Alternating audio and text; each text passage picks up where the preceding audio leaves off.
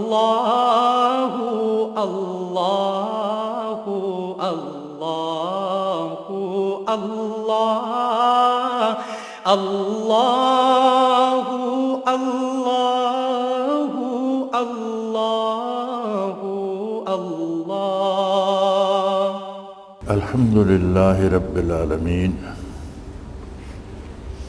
والصلاة والسلام علی حبیبہ محمد وآلہ وصحبہ اجمعین اعوذ باللہ من الشیطان الرجیم بسم اللہ الرحمن الرحیم واتبع ما یوحی الیک، اور آپ کے پروردگار کی طرف سے جو حکم آپ پر وحی کیا جاتا ہے اس پر چلیے۔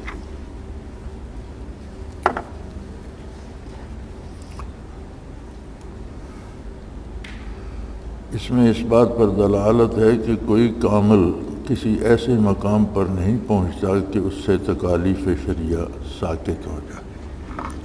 یعنی جب نبی علیہ السلام کو حکم ہے کہ آپ پر جو اللہ کی طرف سے وحی کیا جاتا ہے اس پر عمل فرمائیے، تو پھر اور کون ہے جس سے شریعت کا حکم ساکت ہو سکتا ہے؟ یہ جو کہا جاتا ہے جی بزرگ پہنچ گیا، اب انہیں نماز روزے کی ضرورت نہیں ہے، ان پر شرعی کام نہیں، یہ غلط ہے۔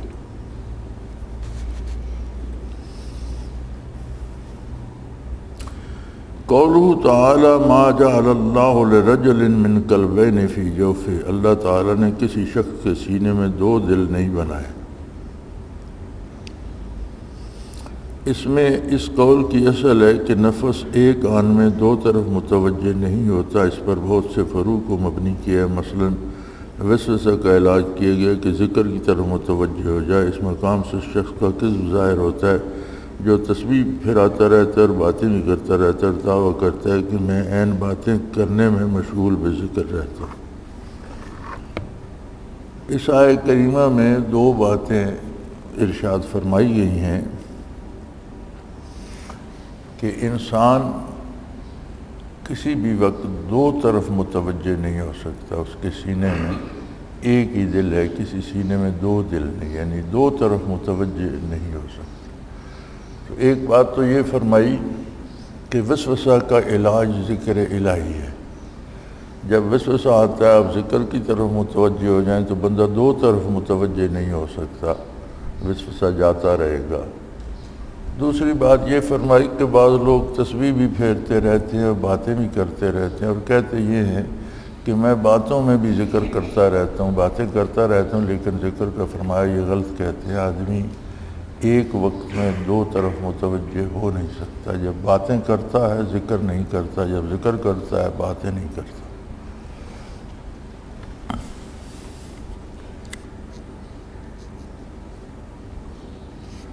قولہ تعالی فإخوانکم فی الدین، وقولہ النبی اولی بالمؤمنین، تو وہ تمہارے دین کے بھائی ہیں، تا مومنین کے ساتھ ان کے نفس سے بھی زیادہ تعلق رکھتے ہیں۔ اس سے پیر بھائیوں کے حقوق مثل بھائیوں کے اور پیر کے حقوق مثل باپ کے ثابت ہوئے۔ چنانچہ حق تعالی نے مشارکین فی الدین کو اخوان فرمایا اور رسول اللہ صلی اللہ علیہ وسلم کی بیویوں کو مومنین کی مائیں فرمایا۔ فرمایا ایک شیخ کے جو مرید ہوتے ہیں یا طالب ہوتے ہیں جنہیں پیر بھائی کہا جاتا ہے، تو واقعی اس آیت سے ثابت ہے اخوانکم فی الدین، کہ دین میں یکسو ہونا، ایک بات پہ متفق ہونا، ایک شیخ کے ساتھ رہنا، یہ بھی بھائیوں کی طرح ایک رشتہ ہے اور اس کے تقدس کا خیال رکھنا چاہیے۔ اور شیخ کے حقوق باپ کی طرح ثابت ہوئے۔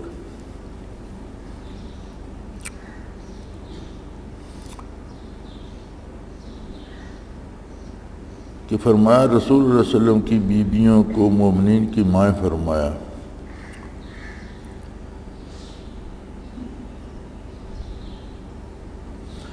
قولہ تعالی وزاقت الابصار وبلغت القلوب الحناجر وتظنون باللہ ظنونا جب آنکھیں کھلی کی کھلی رہ گئی تھیں اور کلیجے منہ کو آنے لگے اور تم لوگ اللہ کے ساتھ طرح طرح کے گمان کر رہے تھے۔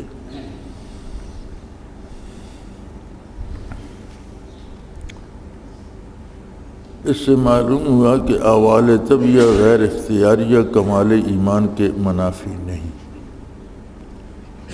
یعنی کامل الایمان تھے صحابہ، لیکن صورتحال ایسی بن گئی کہ طبعی طور پر ان پر بھی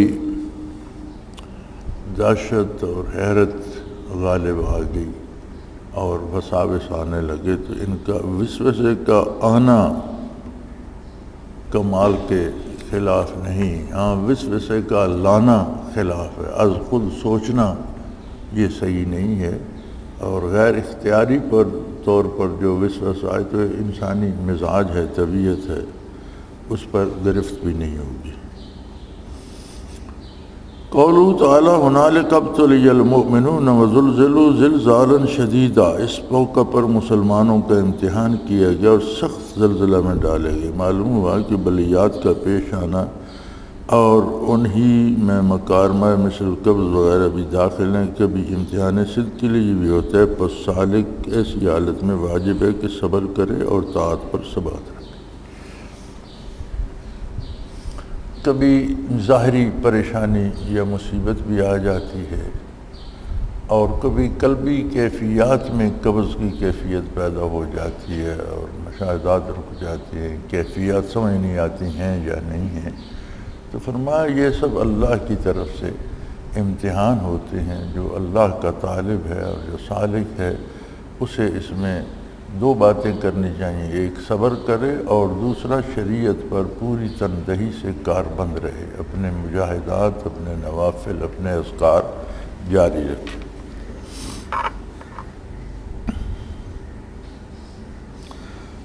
قوله تعالی لما رأى المؤمنون العذاب الى قوله وما زادوهم الا ایمانا وتسلیما،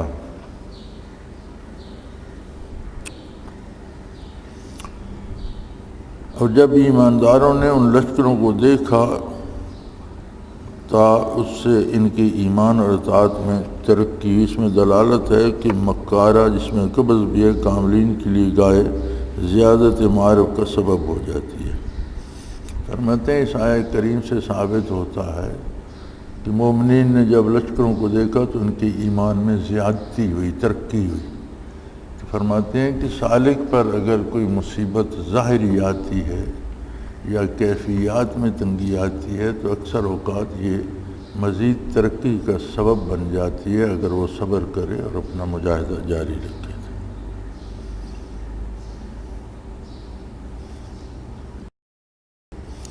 قوله تعالی من المؤمنین رجال صدقوا ما عهد اللہ علیہ فمنهم من قضى نحبه ومنهم من ينتظر، ان مومنین میں کچھ لوگ ایسے بھی ہیں کہ انہوں نے جس بات کا اللہ سے وعدہ کیا تھا اس میں سچے اترے، پھر بعض تو ان میں وہ ہیں جو اپنی نظر پوری کر چکے اور بعض ان میں مشتاق ہیں۔ قضا نحبہ کی تفسیر آتی ہے ماتا یعنی مر گیا، اور پھر حضرت اللہ کی نسبت ہے کہ یہ قضا نحبہ والوں میں سے ہیں۔ ایک روایت میں ان کی نسبت شہید ہے، اس وقت یہ زندہ تھے، تو اس میں مسئلہ فنا کی طرف اشارہ ہے، اور یہ انتظار موت مشعر ہے اشتیاق علی الموت کا، پس اس میں موت کی طرف اشارہ ہے۔ اس آیت میں دو مسئلے مذکور ہوئے۔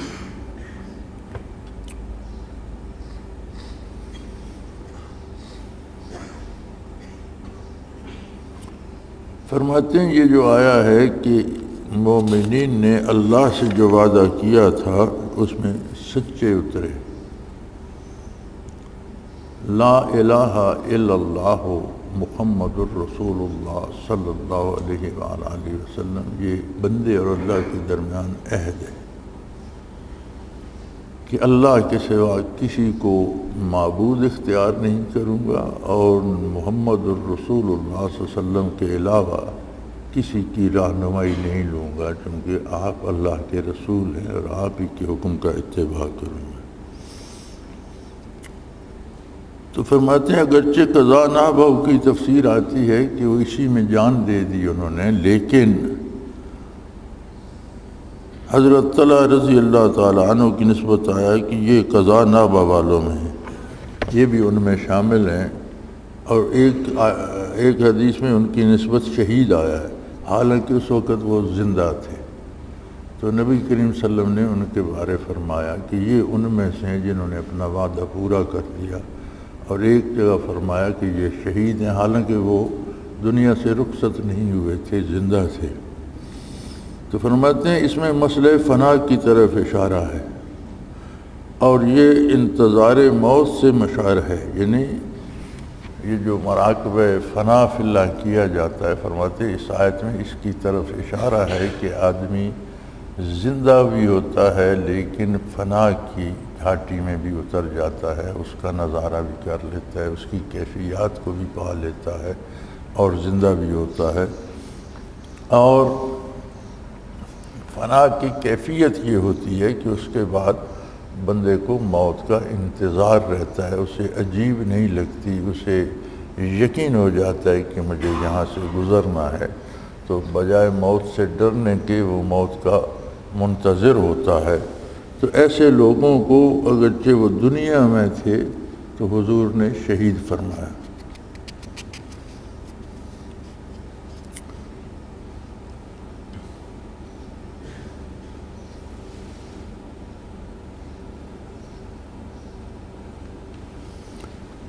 قولہ تعالی یا ایھا النبی قل لازواجک ان کنتن تردن الحیاۃ الدنیا وزینتہا فتعالین امتعکن واسرحکن سراحا جمیلا۔ اے نبی صلی اللہ علیہ وسلم، آپ اپنی بیویوں سے فرما دیجئے کہ تم اگر دینی زندگی اور اس کی بہار چاہتی ہو تو میں تم کو کچھ متاع مال دے دوں اور تم کو خوبی کے ساتھ رخصت کر دوں۔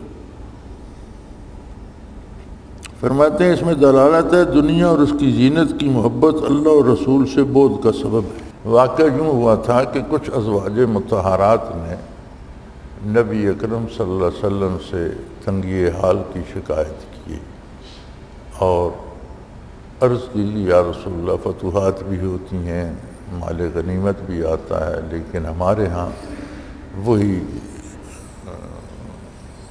افلاس اور چیزوں کی کمی رہتی ہے۔ کاشان نبوی پہ حضرت عائشہ صدیقہ رضی اللہ عنہ فرماتی ہیں کہ ایک چاند طلوع ہوتا تھا، پھر وہ گزر جاتا، دوسرا چاند طلوع ہوتا تھا، وہ بھی گزر جاتا، تیسرا چاند طلوع ہو جاتا، اور اتنے عرصے میں ہمارے ہاں آگ نہیں جلا کرتی تھی کہ کوئی چیز آگ پر پکائی جائے۔ تو پھر عرض کیا گیا کہ پھر آپ کا گزارا کیسے ہوتا تھا؟ تو فرمایا دودھ آ جاتا تھا ہدیتاً، یا کچھ لوگ کھجوریں بھیج دیتے تھے، کھجوریں کھا کر پانی پی لیا یا دودھ پی کر گزارا کر لیا، تو 2 مہینے چولہا نہیں جلتا تھا۔ تو بعض ازواج مطہرات نے حضور صلی اللہ علیہ وسلم سے تقاضا کیا کہ اب تو بہت سے شہر اور بہت سی جگہ فتح ہو گئی ہے اور مال غنیمت بھی آ رہا ہے، غریبوں میں بٹ رہا ہے، اور ہمارے گھر پہ بھی غربت اور مفلسی ہے، تو کچھ مال گھر میں بھی لایا جائے تاکہ ہمیں کشادہ دستی نصیب ہو، کم از کم 2 وقت کا کھانا تو مل سکے۔ تو اللہ کریم نے یہ بات پسند نہیں کی اور حکم دیا کہ اے میرے حبیب، اپنی ازواج مطہرات سے فرما دیجئے کہ اگر تمہیں دنیا اور اس کا آرام اور اس کی زیب و زینت اور اچھے کپڑے اور اچھا کھانا چاہیے تو میں تمہیں کچھ مال دے کر خود سے الگ کر دیتا ہوں اچھے طریقے سے۔ تو اس میں فرماتے ہیں کہ دنیا اور اس کی زینت کی محبت اللہ اور رسول سے دوری کا سبب ہے، بعد کا سبب ہے۔ ایک ہوتا ہے کسی کو اللہ نے دنیا دے دی، جیسے حضرت عثمان رضی اللہ تعالیٰ عنہ کو فراخی، اور بہت سے اکابر صحابہ تھے جو فارغ البال تھے۔ اللہ کا دے دینا یہ اس کا احسان ہے، لیکن دنیا کی محبت میں چلے جانا اور زندگی اس میں بسر کر دینا کہ کتنی حاصل کر سکوں، کہاں سے حاصل کر سکوں، کتنے خوبصورت کپڑے پہن سکوں، کتنے اچھا گھر ہو، کتنی اچھی گاڑیاں ہوں، اس میں مصروف ہو جانا اللہ اور اس کے رسول صلی اللہ علیہ وسلم سے دور کر دیتا ہے، دوری کا سبب بن جاتا ہے۔ یعنی دنیا کی دو محبتیں ایک دل میں نہیں رہ سکتی کہ اللہ اور اس کے رسول کی محبت بھی ہو اور دنیا کی محبت بھی ہو، دو محبتیں ایک دل میں نہیں رہتی۔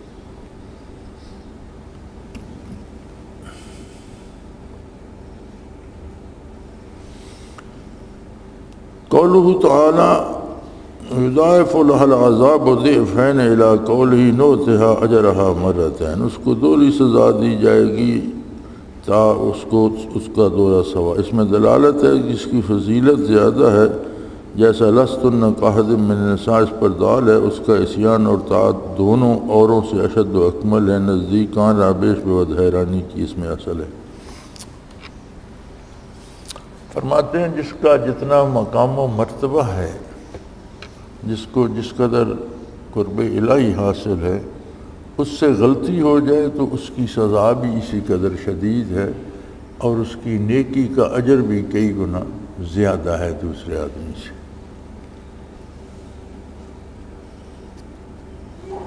قوله تعالی فلا تخضعن بالقول ویطمع الذی فی قلبہ مرض، بولنے میں نزاکت مت کرو کہ ایسے شخص کو خیال ہونے لگتا ہے جس کے قلب میں خرابی ہے۔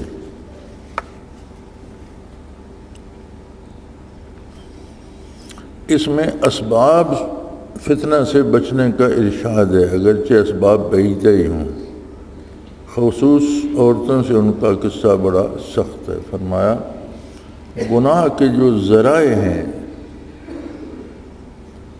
تو اسباب بعیدہ اور اسباب قریبہ یہ ہوتا ہے کہ ایک گناہ کا ذریعہ ایسا ہے جس سے فوراً بندہ گناہ میں مبتلا ہو جاتا ہے۔ اسباب بعیدہ اسے کہتے ہیں ایک سبب ایسا ہے کہ اس سے رفتہ رفتہ رفتہ رفتہ آدمی گناہ کی طرف چلا جاتا ہے۔ تو کوئی بھی سبب ایسا ہو جس سے بندہ فوراً گناہ میں مبتلا ہو سکتا ہے، یا ایسا سبب ہو جس پر آہستہ آہستہ آہستہ آہستہ برائی کی طرف جانے کا اندیشہ ہو، تو دونوں سے بچنے کا حکم ہے۔ یعنی گناہ سے بچنے کے لیے گناہ کے اسباب سے بچنا ضروری ہے، ایسے کاموں سے بچنا ضروری ہے جن کا نتیجہ گناہ ہوتا ہے۔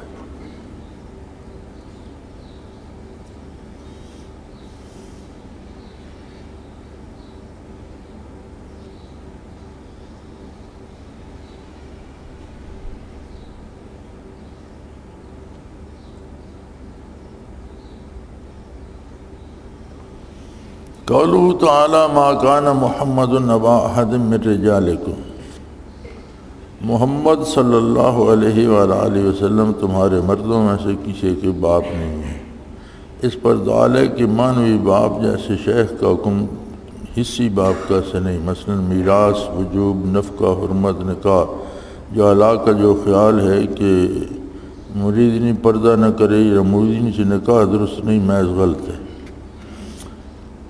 فرمایا مانوی باپ جیسے شیخ حصی باپ کا سا حکم نہیں ہوتا، جیسے نبی کریم صلی اللہ علیہ وسلم کے بارے فرمایا گیا کہ تم میں سے مردوں کے کسی کے حصی باپ نہیں ہیں،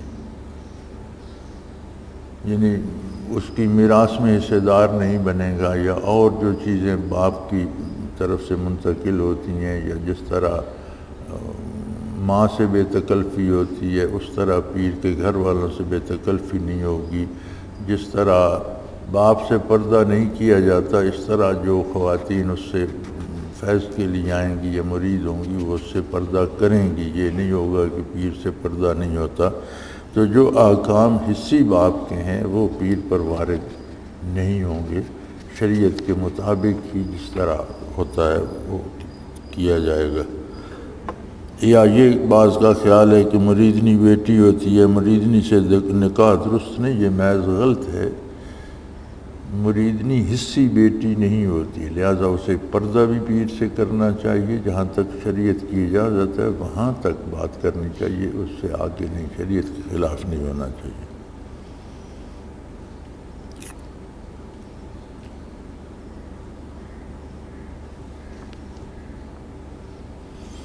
قوله تعالی یا ایھا النبی انا احللنا لک ازواجک، اے نبی ہم نے آپ کے لیے آپ کی بیویاں حلال کی ہیں۔ اس پر دال ہے کہ تعدد ازواج کمال زوج کے منافی نہیں۔ فرمایا یہ اس بات پر دلالت ہے حضور صلی اللہ علیہ وسلم کی متعدد ازواج مطہرات کا ہونا کہ کسی کامل اکمل شیخ کے لیے متعدد بیویوں کا ہونا کمال کے منافی نہیں ہے۔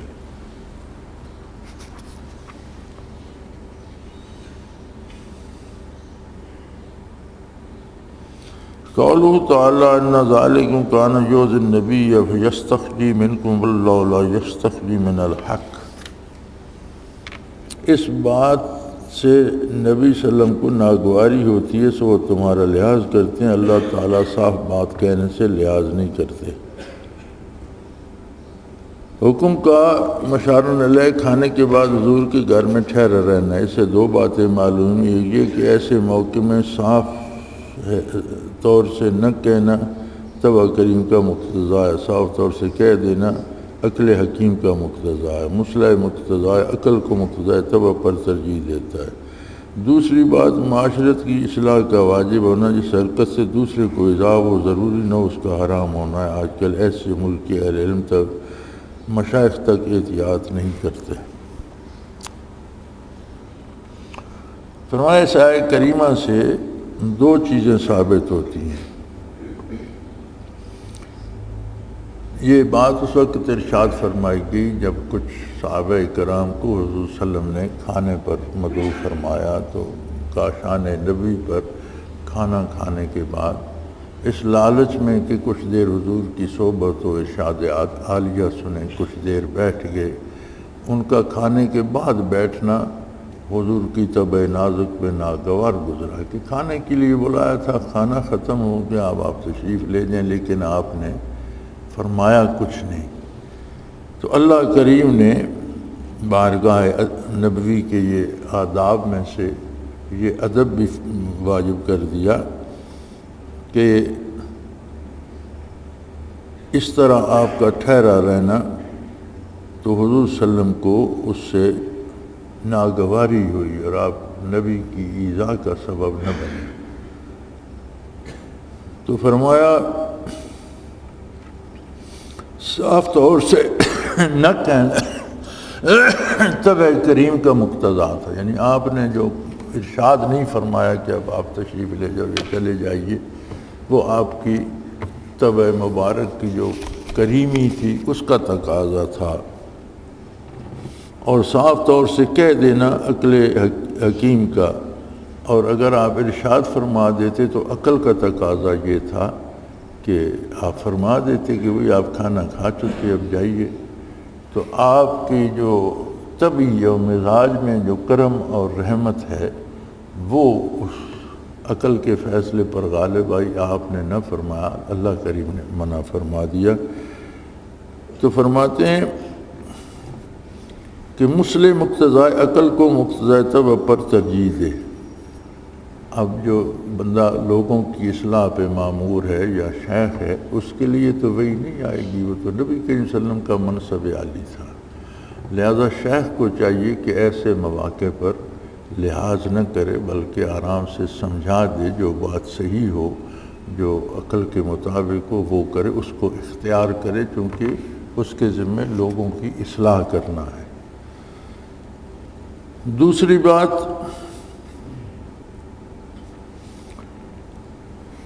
معاشرت کی اصلاح کا واجب ہونا ہے، یعنی رہنے سہنے میں جو تعلقات ہیں جو معاشرت کہتے ہیں، ایک دوسرے سے جو ہمارا لین دین میل جول بات کرنے کا انداز، یہ معاشرت ہے، اس کی اصلاح واجب ہے، ضروری ہے۔ اور جس حرکت سے دوسرے کو ایذا نہ ہو لیکن اسے وہ پسند نہ آئے، اس سے بھی رکنا چاہیے، اور جس حرکت سے دوسرے کو ایذا ہوتی ہو، تکلیف ہوتی ہو، وہ حرام ہو جاتی ہے، وہ تو ہے ہی حرام، اس میں نہیں جانا چاہیے۔ تو فرماتے ہیں آج کل تو ایسی باتوں کی علماء اور مشائخ تک بھی پرواہ نہیں کرتے، حالانکہ ان باتوں میں پوری توجہ ہونا چاہیے۔ قولہ تعالیٰ ذالک ادنیٰ یعرفن فلا یؤذین، اس سے جلدی پہچان ہو جایا کرے گی تو یہ ایذا نہ دی جایا کریں گی۔ اس سے مستبت ہوتا ہے کہ لباس میں امتیاز رکھنا جبکہ اس میں کسی مفسدہ مضرت سے بچاؤ ہو، کبر سے نو مذموم نہیں۔ مسلمان خواتین کو کچھ منافقین یا یہود نے مذاق کیا یا گلی سے گزرتی ہوئی کوئی فکرہ کس دیا، تو اس پر حکم ہوا کہ مسلمان خواتین پردہ کریں اور ان کا لباس ایسا ہو جس سے پہچانی جائیں کہ یہ خاتون مسلمان ہے۔ ان سے جب بعض پرس کی گئی تو انہوں نے کہا جی ہمیں کیا پتہ، یہ ہم نے سمجھا ہماری اپنی ہیں، ہماری برادری کی ہیں، تو ہم نے خوش طبعی سے بات کہہ دی۔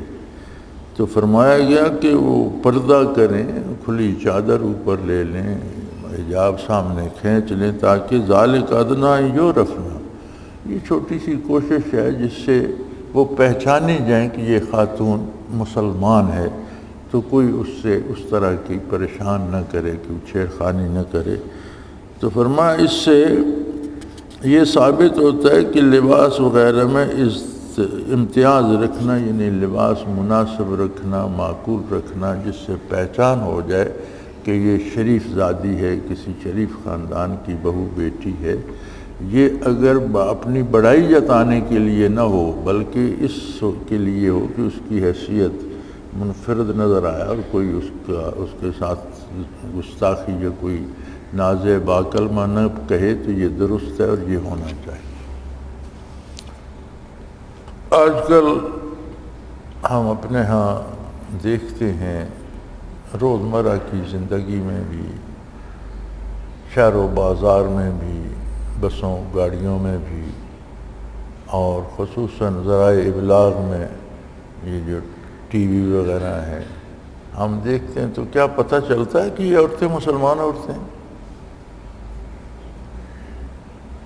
یعنی جو کچھ غیر مسلم یا عیسائی یہودی یا اہل کتاب وغیرہ کا جو حشر ہو گیا ہے، تو ہمارے ہاں بھی وہی حشر ہو گیا، حالانکہ یہ امتیاز رکھنا اور پتہ چلے کہ یہ باپردہ شریف خاتون ہے، یہ مسلمان ہے، یہ واجب ہے، ضروری ہے، اور اس کا لحاظ رکھا جانا چاہیے۔ ہاں اپنی بڑائی کے اظہار کے لیے قیمتی کپڑے پہنا یا بڑے بڑے وہ کھلے فراق پہنا اپنی بڑائی ظاہر کرنے کے لیے درست نہیں ہے، لیکن اپنی بحیثیت مسلمان خاتون کے، بحیثیت شریف زادی ہونے کے ظاہر کرنا یہ ضروری ہے۔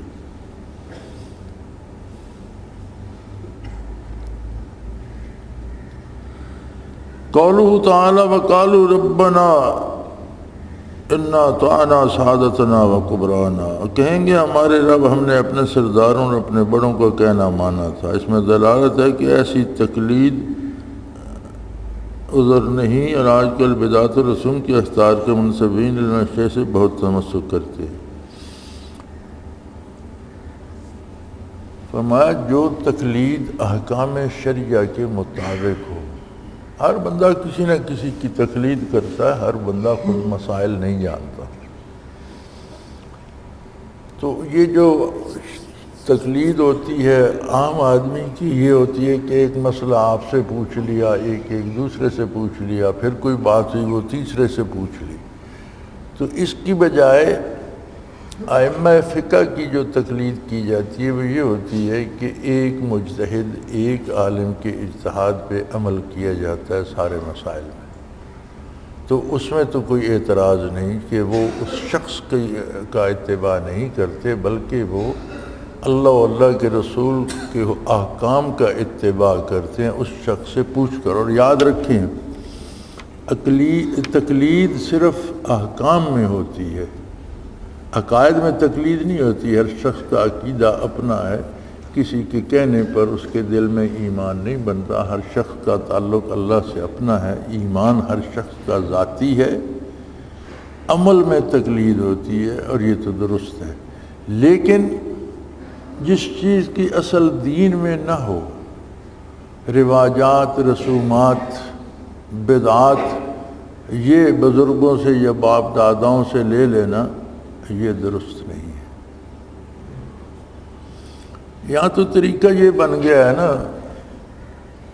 کسی نے عرس منانا شروع کیا، میں نہیں جانتا اس کی تاریخ کیا ہے اور کب شروع کیا، کیونکہ نبی صلی اللہ علیہ وسلم کے زمانے میں کسی کی برسی نہیں منائی گئی، حضور صلی اللہ علیہ وسلم کے وصال پر صحابہ نے کوئی برسی نہیں منائی حضور کے بعد، خلفاء راشدین کی برسیاں اور عرس کسی نے نہیں منائے، نارمل زندگی گزرتی نہیں۔ پتہ نہیں یہ کب ایجاد ہوا، کیسے۔ جیسے ایک بہت بڑی خانقاہ کے بارے مجھے علم ہے کہ وہ اپنے بزرگوں کا عرس کیا کرتے تھے اور اس پر بڑی آمدنی ہوتی تھی، پھر خاندان بھی بڑا ہو گیا، ایک پورا شہر ان کی جو بیٹے پوتے پوتیاں آگے بھائی بھتیجے ایک پورا محلے جتنا بن گیا۔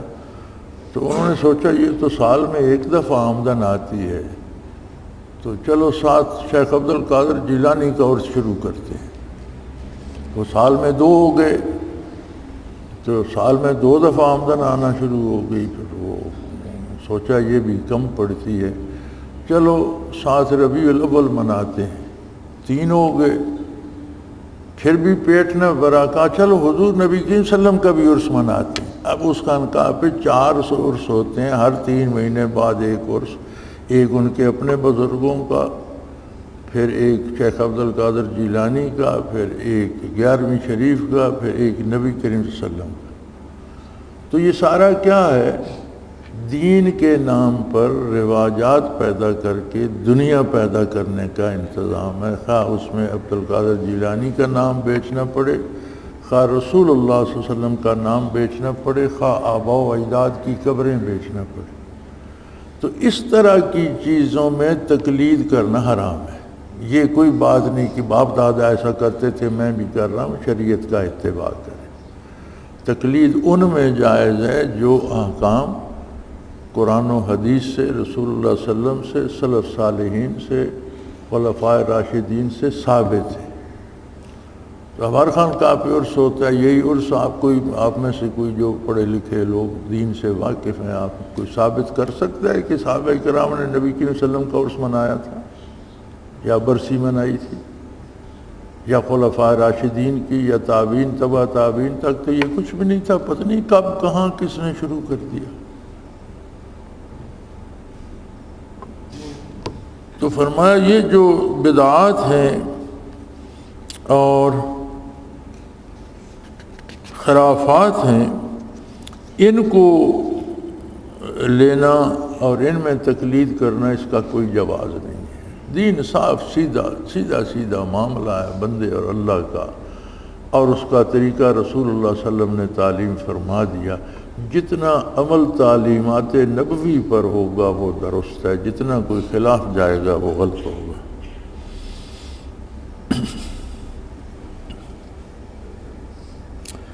قولہ تعالی یا ایھا الذین آمنوا اتقوا اللہ وقولوا قولا سدیدا یصلح لکم اعمالکم ویغفر لکم ذنوبکم۔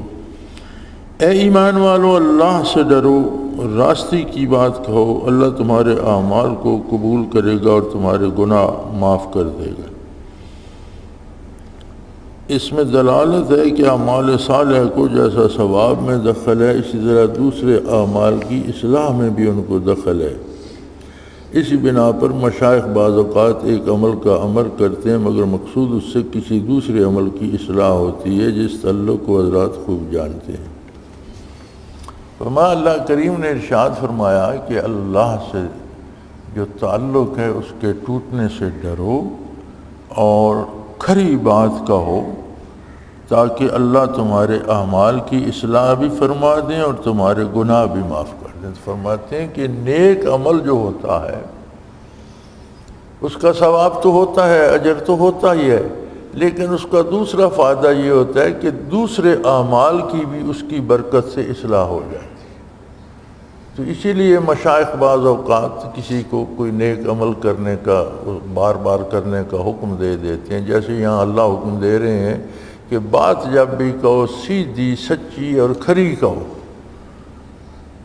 اس سے کیا ہوگا کھری بات کرنے سے؟ فرمایا اللہ تمہیں نیکی کی توفیق دے گا، تمہاری اپنے اعمال میں تمہاری اصلاح ہو جائے گی۔ فرمایا اس میں ایک تو اس بات کی دلیل ہے کہ ایک نیکی دوسری نیکی کی توفیق دیتی ہے اور اعمال میں اصلاح کا سبب بن جاتی ہے، اور دوسری یغفر لکم ذنوبکم، دوسرا اس سے گناہ معاف ہوتے ہیں، آخرت کا اجر و ثواب بھی ملتا ہے۔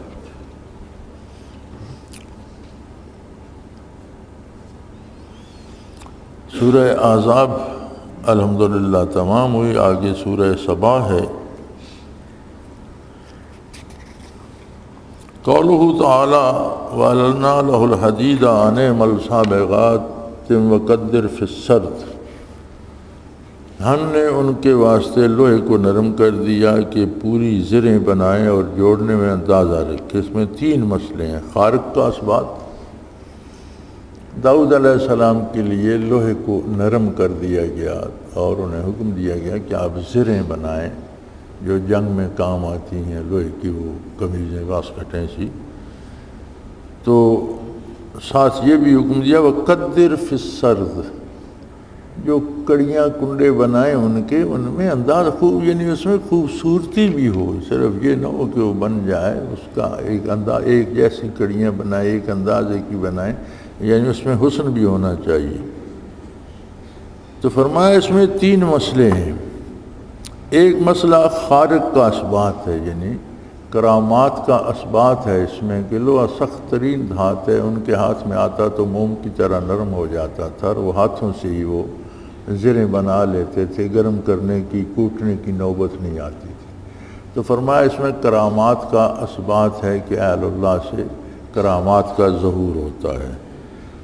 دوسری بات اس میں دستکاری سے کمانے کی فضیلت ہے. دوسری بات یہ ہے کہ کوئی بندہ کسی ہنر سے کماتا ہے، کوئی لکڑی کا کام کرتا ہے، کوئی دیوار بنانے کا کام کرتا ہے، کوئی چھت ڈالنے کا کاریگر ہے، کوئی شیشہ گری کا کام کرتا ہے، تو دستکاری ہاتھ، کوئی جوتے بناتا ہے، کوئی کپڑا بناتا ہے، کوئی کپڑا سیتا ہے. تو ہمارے یہاں تو یہ رواج ہو گیا نا کہ دستکار کو کمی کہا جاتا ہے، اسے گھٹیا سمجھا جاتا ہے. فرمایا اس میں تو دستکاری کی فضیلت ہے کہ اللہ کے محبوب نبی تھے اور وہ زریں بناتے تھے اور لوگوں کو دیتے تھے، تو یہ تو دستکاری کی فضیلت ہے.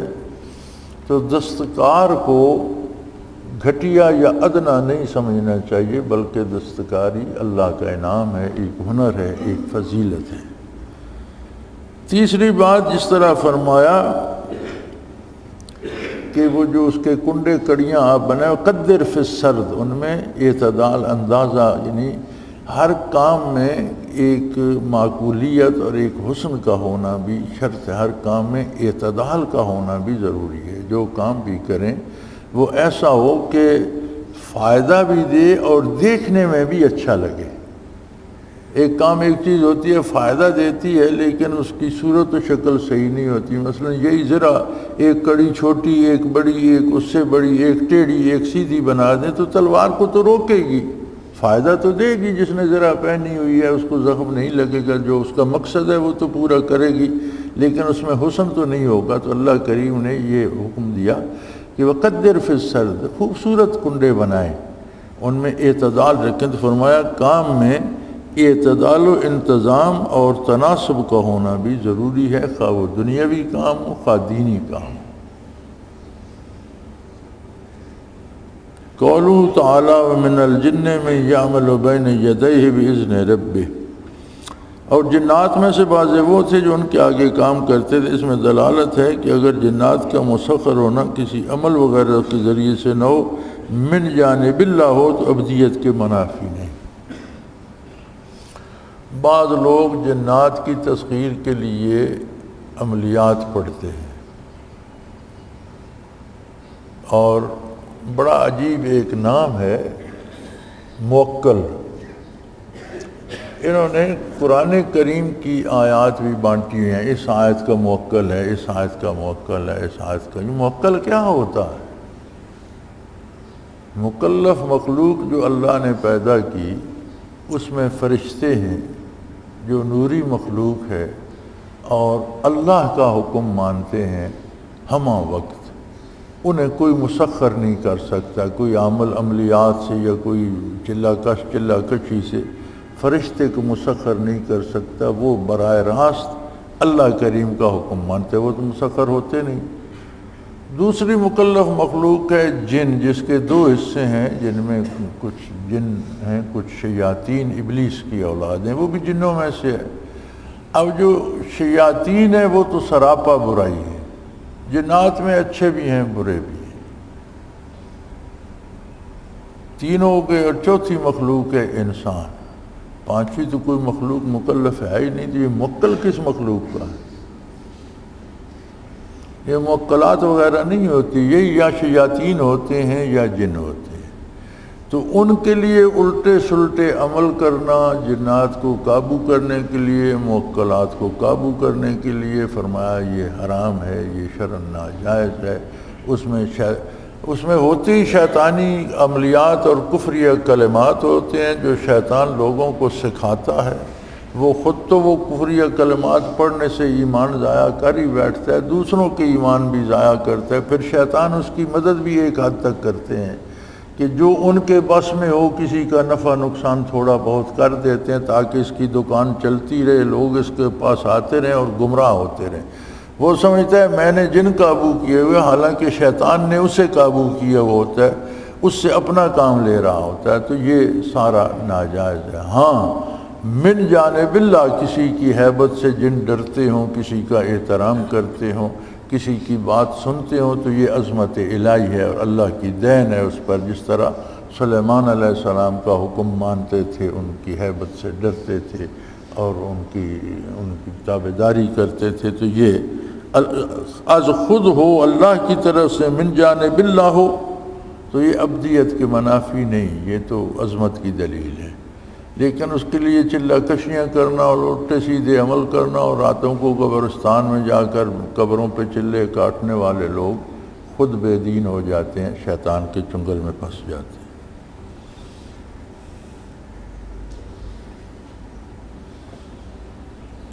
قوله تعالی فلما قضینا علیہ الموت ما دلهم على موته الا دعوة الارض تاکل من ساعتها فلما خر تبینت الجن ان لو كانوا یعلمون الغیب۔ پھر جب ہم نے ان پر موت کا حکم جاری کر دیا تو کسی چیز نے ان کے مرنے کا پتہ نہ بتایا مگر گھن کے کیڑ نے کہ سلیمان علیہ السلام کے عصا کو کھاتا تھا۔ جب وہ گر پڑے تب جنات کو حقیقت معلوم ہوئی۔ تو اگر وہ غیب جانتے ہوتے، اشارہ ہے کہ کبھی کو کبھی ضعیف سے بعض علم حاصل ہو جاتا ہے۔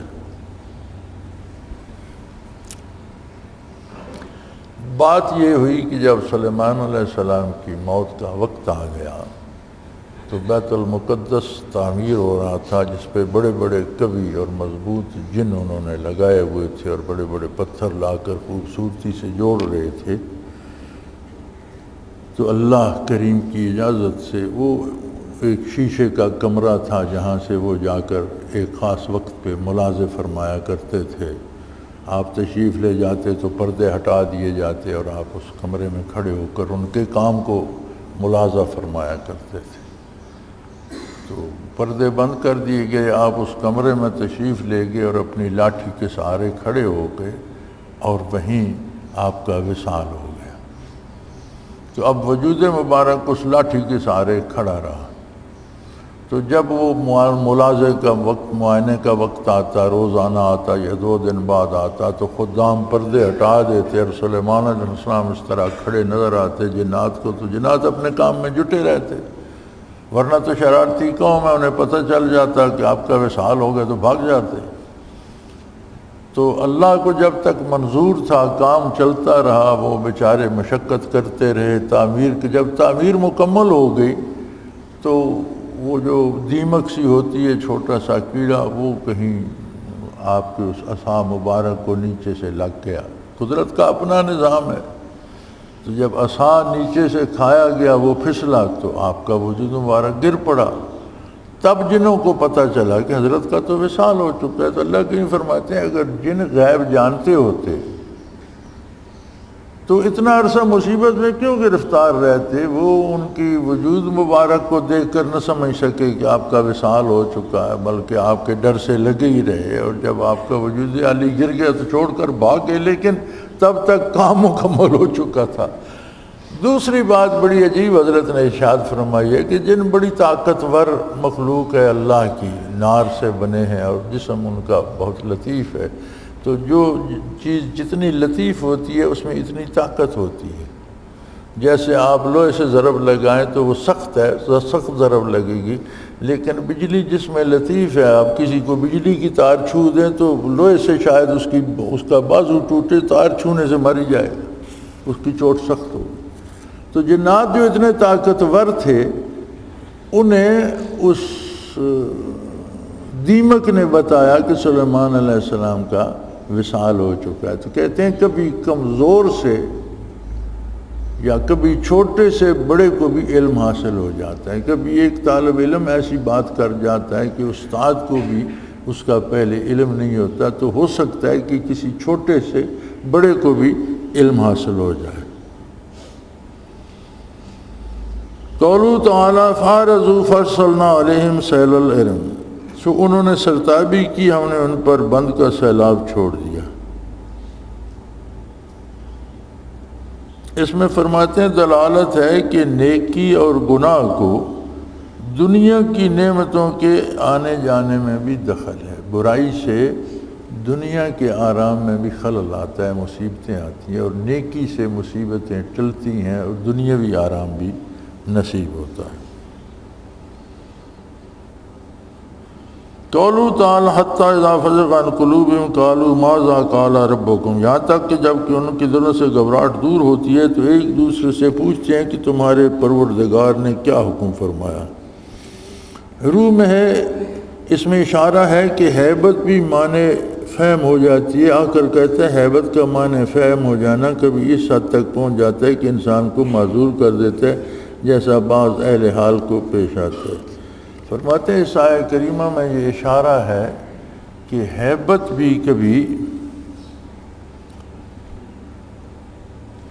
بات کے سمجھنے میں رکاوٹ بن جاتی ہے۔ مثلا شیخ ایک بات کسی طالب سے کہتے ہیں اور وہ اس قدر اس کی عظمت سے لرزہ برندام ہوتا ہے کہ وہ الفاظ سن رہا ہوتا ہے، بات اس کی سمجھ میں نہیں آتی کہ کیا کہا گیا، کہا کچھ جاتا ہے وہ سمجھتا کچھ ہے۔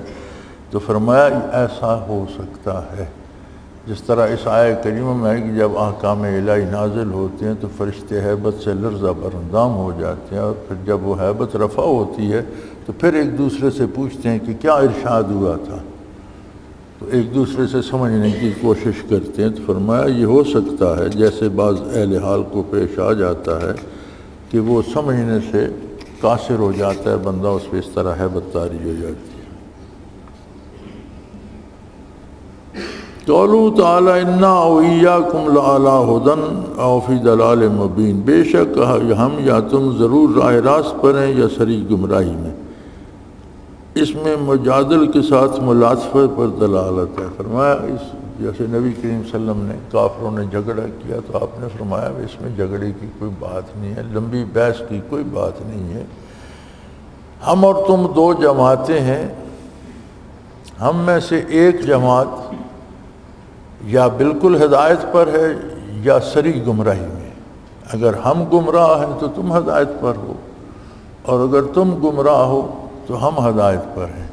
تو اس میں جھگڑے کی تو کوئی بات نہیں ہے، انتظار کرتے ہیں اللہ کریم کے فیصلے کا۔ وقت آئے گا، کل فردہ قیامت اللہ کے حضور پیش ہوں گے، فیصلہ ہو جائے گا، اس میں بحث کی کیا ضرورت ہے۔ تو بحث برائے بحث نہیں کرنی چاہیے، بلکہ اگر کوئی معاند ہو اور کوئی اس میں بحث کرے تو اسے کہہ دو کہ بھئی یا تم سچے ہو یا میں سچا ہوں، اس کا فیصلہ تو اللہ کے حضور ہی ہوگا۔ فضول جھگڑنے کی اور باتیں بڑھانے کی اور اسے جھگڑے تک لے جانے کی کیا ضرورت ہے۔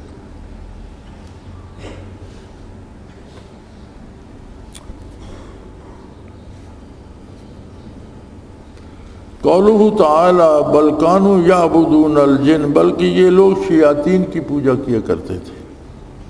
جن سے مراد شیاطین یعنی غیر اللہ کی عبادت کرنے میں شیاطین کی اطاعت کرتے ہیں، تو گویا ان شیاطین ہی کی عبادت کرتے ہیں۔ قضا فی الروح، صاحب روح المعانی نے لکھا ہے کہ شیطان کو براہ راست تو کوئی نہیں پوجتا، اس زمانے میں نہیں تھا۔ آج کل ایک فرقہ ہے جو براہ راست شیطان ہی کی پوجا کرتا ہے، یعنی اب حالات اس طور پر پہنچ گئے ہیں کہ اب دنیا میں ایک ایسا فرقہ بھی ہے جو براہ راست شیطان کی پوجا کرتے ہیں، اور انہیں شیطان کے پجاری ہی کہا جاتا ہے۔ مغرب میں جو لوگ مغربی ممالک میں رہتے ہیں یہ اس سے شاید واقف بھی ہوں گے۔ تو اس زمانے میں براہ راست تو کوئی شیطان کی پوجا نہیں کرتا تھا، بلکہ اس پر تو اللہ کی ایسی لعنت ہے کہ جو اس کی بات مانتے ہیں وہ بھی اسے ملعون ہی کہتے ہیں اور اس پر لعنتیں بھیجتے رہتے ہیں، حالانکہ بات اسی کی مانتے ہیں لیکن اسے اچھا نہیں کہتے۔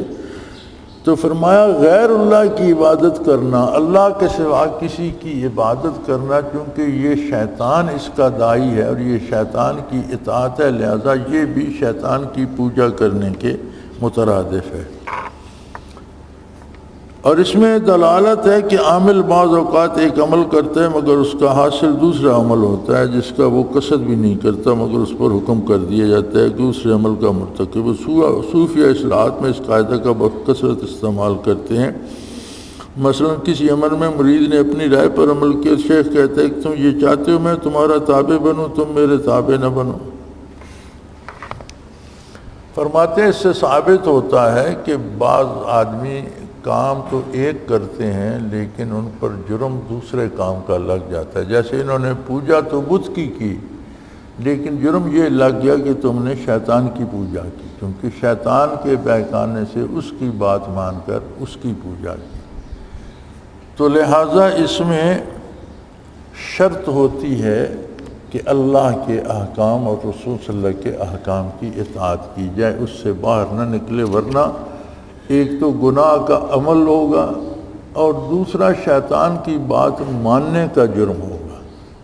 اسی طرح فرماتے ہیں کہ مرید کو شیخ پر اپنی بات ٹھونسنے کی کوشش نہیں کرنی چاہیے، بلکہ اسے سمجھنا چاہیے کہ شیخ جو کہہ رہا ہے کسی مصلحت دینی سے، کسی وجہ کسی سبب سے شریعت کے مطابق کہہ رہا ہوگا۔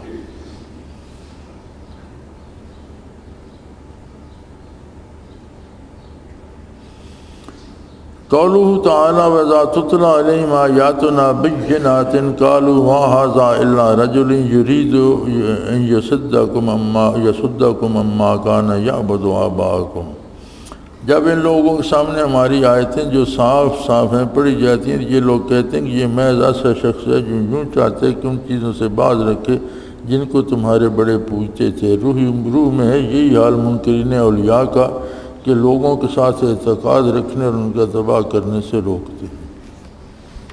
فرمایا کفار کہتے تھے جب نبی نے ان کو اللہ کا نبی، اللہ کا رسول ان کو اللہ کی صاف صاف آیات پڑھ کر سناتا تو وہ کہتے یار کچھ بھی نہیں ہے، یہ صرف اپنی بات منوانا چاہتا ہے اور ہمارے باپ دادا کی عزت کو خاک میں ملانا چاہتا ہے، جو کچھ ہم نے ان سے سیکھا ہے اسے چھوڑ دیں اور اس کی بات مان لیں۔ اس کا مطلب ہے کہ اس کی تو بڑی بات ہو جائے، یہ بڑا عظیم بن جائے، اور ہمارے باپ دادا فضول تھے تو یہ ہمیں اس سے محروم کرنا چاہتا ہے۔ فرمایا یہی لوگ جو تصوف اور کیفیات اور سلاسل ذکر کے منکر ہیں وہ بھی کہتے ہیں، وہ بھی قبروں کی پوجا میں لگے رہیں گے، جاہلوں کے پیچھے لگے رہیں گے، لیکن انہیں سیدھی بات بتاؤ تو کہیں گے نہیں، یہ ہم سے ہمارا پیر خانہ چھڑواتا ہے اور اپنی معتبری بتانا چاہتا ہے۔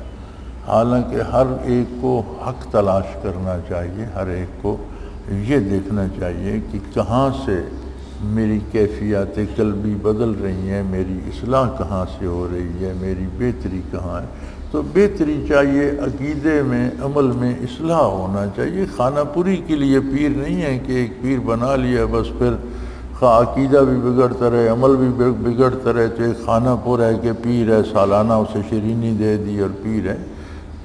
محض پیر کو سر پر لادنا مقصد نہیں ہے، بلکہ مقصد اپنی اصلاح عقیدے اور عمل دونوں کی ہے۔ تو اگر اصلاح ہو رہی ہے تو اچھی بات ہے، اگر کہیں کسی کے پاس کوئی اللہ کا نام ہے تو ضرور اصلاح ہوگی، اور اگر نہیں ہو رہی تو پھر کیا فائدہ، اس رواج کو چمٹے رہنے سے کوئی فائدہ نہیں۔ سورہ سبا بھی تمام ہوئی، آگے سورہ فاتر ہے انشاءاللہ بتوفیق الہی، کل دیکھیں گے۔ خیر و آخر دعوانا ان الحمدللہ رب العالمین، الحمدللہ رب العالمین، والصلاة والسلام علی حبیبہ محمد وآلہ وسلم۔ اللہم ربنا لا تقتلنا بغضبک ولا تہلکنا بعذابک واعف عنا قبل ذلک۔ اللہم ربنا لا تسلط علینا من لا یرحمنا، انت ولینا فی سفرنا وحضرنا فی مالنا واہلنا، انت ولینا فی الدنیا والآخرہ توفنا مسلمین والحقنا بالصالحین وصلی اللہ تعالی علی حبیبہ محمد وعلی صحبہ برحمتک یا اللہ اللہ اللہ اللہ اللہ اللہ اللہ اللہ۔ حضرت امیر محمد اکرم آوان مد ذلہ العالی دارالعرفان منارہ ضلع چکوال میں سالہ سال سے قرآن و حدیث کے اوپر خطابات کر رہے ہیں اور سلسلہ نقشبندیہ اویسیہ کے مطابق لوگوں کو ذکر الہی کی تربیت دے رہے ہیں۔ وہ قرآن پاک کی تفسیر ترتیب وار بیان کر رہے ہیں۔ تفسیر قرآن کو وہ موجودہ ملکی اور بین الاقوامی حالات کے مطابق بیان کرتے ہیں۔ موٹر وے سے کلر کہار کے انٹرچینج سے نکلتے ہوئے کلر کہار کی جھیل سے ہوتے ہوئے میانی، بوچھال اور نور پور سے گزرتے ہوئے دارالعرفان منارہ پہنچ سکتے ہیں۔ حضرت امیر محمد اکرم آوان نے بچیوں اور بچوں کی دینی اور دنیاوی تعلیم کے لیے سقارہ اکیڈمی کے نام سے ایک درسگاہ بھی قائم کی ہے، جس کا افتتاح ملک پاکستان کے صدر جنرل محمد ضیاء الحق نے اپنے دست مبارک سے کیا تھا۔ وہ تمام احباب جو اسلام کی طلب رکھتے ہیں ان سے گزارش ہے کہ دارالعرفان منارہ ضلع چکوال میں امیر محمد اکرم آوان صاحب کے خطابات سے مستفید ہوں۔ وہ ہر جمعے کو نماز سے پہلے بیان فرماتے ہیں۔ ہر ماہ کی پہلی اتوار کو ماہانہ اجتماع ہوتا ہے جس میں آپ خصوصی خطاب فرماتے ہیں اور پاکستان کے چاروں صوبوں سے احباب اس اجتماع میں شرکت کرتے ہیں۔ اس کے علاوہ یہاں سال میں 2 مرکزی اجتماعات بھی ہوتے ہیں، ایک رمضان المبارک میں اعتکاف کا اجتماع اور دوسرا جولائی اور اگست میں 40 دن کا اجتماع ہوتا ہے جس میں روحانی تربیت کی جاتی ہے۔ اپنا خون سیماب دے کر اتنا ہم کر جائیں گے، نام آقا کا چمن میں پھر رقم کر جائیں گے۔